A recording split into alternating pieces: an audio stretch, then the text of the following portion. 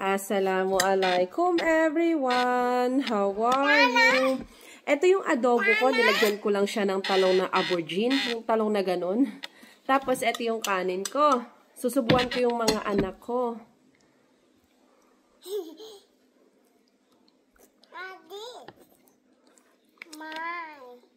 Sarap po. Nung nakatikim pa ako nitong ano na to, tong ano ba to? Talong. Nung last, matagal na. Kasi hindi ko nagustuhan yung lasa, so tinry ko lang siya ulit.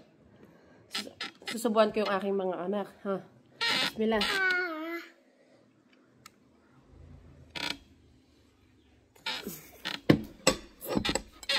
Yan, kain tayo.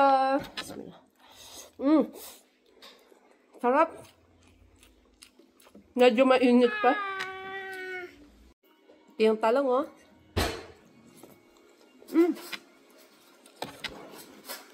Sarap.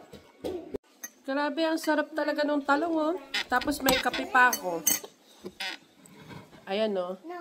Di perfect ang aming brunch.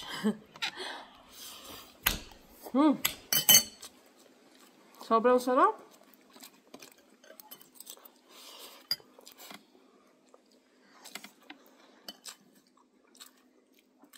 Binibilisan ko kain para yung anak ko pagkagising at least tapos na ako, di ba?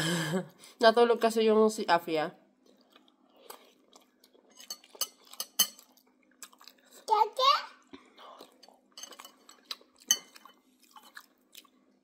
Ang sarap talaga nung nung talong.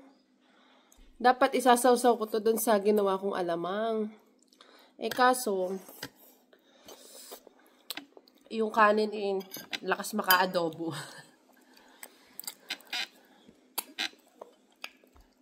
And eating! Nagustuhan ng aking mga anak. Yun lang. Assalamualaikum. Jazakallahu khairan. Bye!